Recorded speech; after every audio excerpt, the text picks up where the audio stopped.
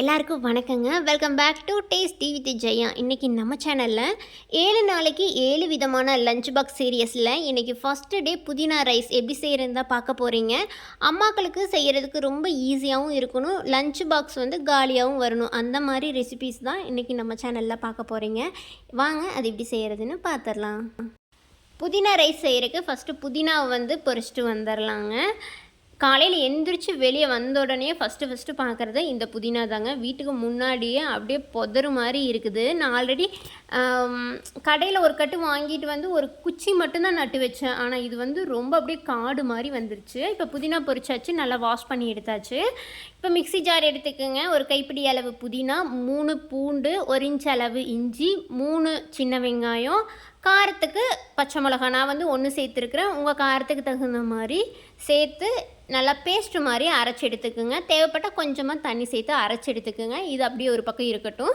இப்போ stove on பண்ணி கடாய் வச்சுக்குங்க. தேவையான அளவு எண்ணெய் சேர்த்துக்குங்க. கடுகு, உளுத்தம்பருப்பு, கடலைப்பருப்பு, வேர்க்கடலை, முந்திரி இதெல்லாம் எல்லாமே சேர்த்துக்கலாங்க. இது வந்து உங்களோட விருப்பம்தான், எது வேணாலும் சேர்த்துக்கலாம். குழந்தைகள்லாம் சாப்பிட்றதுக்கு அங்கங்கே வாயில் கடிபடும் இந்த கடலைப்பருப்பு, முந்திரி இதெல்லாம். அதனால தான் நான் வந்து இது அதிகமாக சேர்த்துக்கிறேன்.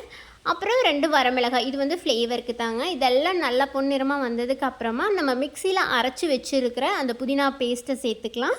இது கூட தேவையான அளவு உப்பு சேர்த்து நல்லா கலந்து விட்டுகிட்டே இருங்க. தண்ணியெல்லாம் சுண்டி ஒரு தொக்கு பதத்துக்கு வரணும். இது வந்து ஒரு 2-3 நிமிஷத்துலேயே இது வந்து ரெடி ஆகிரும்.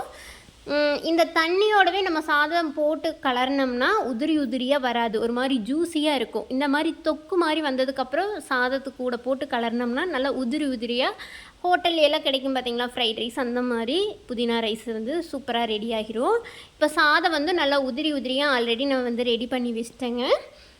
புதினாவும் ரெடி ஆகிருச்சு, தொக்கு மாதிரி வந்துருச்சு இல்லைங்களா. இப்போ இது கூட சாதம் போட்டு நல்லா கலரி எடுத்தோம்னா புதினா ரைஸ் ரொம்ப ஈஸியாக ரெடி ஆகிருச்சு. இது அப்படியேவும் சாப்பிட்லாங்க. தேவைப்பட்டால் தேங்காய் சட்னி, தயிர் பச்சடி கூட வச்சு சாப்பிட்லாம், ரொம்ப சூப்பராக இருக்கும். காலையில் எழுந்திரிச்சோன்னே என்னடா செய்யலாம் அப்படின்னு நினைக்கும் போது இந்த புதினா ரைஸை ஒரு டைம் ட்ரை பண்ணி பாருங்கள். இந்த மாதிரி செஞ்சு கொடுத்தீங்கன்னா உங்கள் குழந்தைங்க வேண்டான்னு சொல்லவே மாட்டாங்க.